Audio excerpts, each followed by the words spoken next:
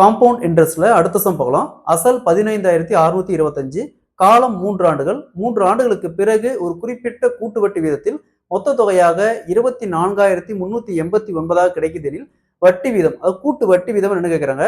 So இந்த model some கேட்டாங்களா, இதுக்கு எந்த ஒரு ஃபார்முலா எதுவுமே தேவையில்ல. ஜஸ்ட் கியூப் ரூட் தெரிஞ்சுதான் போதும். அதாவது 2 ஆண்டு கொடுத்தாங்களா ஸ்கொயர் ரூட் வேல்யூ, அதே மாதிரி 3 ஆண்டு கொடுத்தாங்களா, இங்க வந்து 3 ஆண்டு கொடுத்துட்டாங்க, 3 ஆண்டு கொடுத்தாங்களா, ஜஸ்ட் கியூப் ரூட் தெரிஞ்சா போதும், நம்ம ஈஸியா அந்த சம் சால்வ் பண்ணிடலாம். ஸோ எப்படி குயிக்கா சால்வ் பண்ணலாங்கிறதையும் பார்க்கலாம்.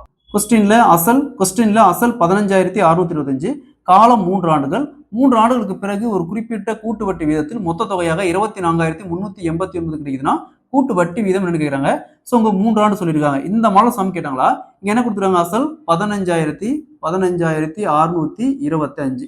அதே மாதிரி இங்க மொத்த தொகை அப்படிங்கிறது பிரின்சிபல் பிளஸ் இன்ட்ரெஸ்ட் ரெண்டும் சேர்ந்து, அதாவது அசல் பிளஸ் வட்டி ரெண்டும் சேர்ந்து தான் மொத்த தொகை.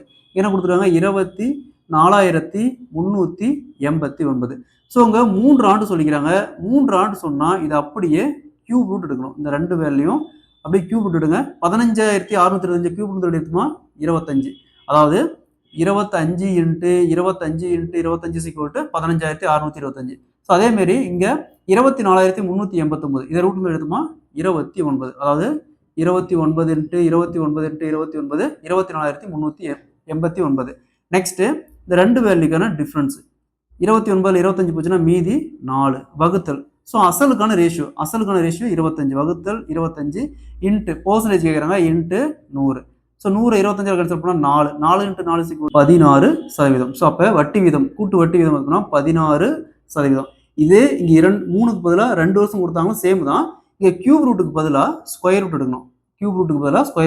இதே சேம் கான்செப்ட் தான்.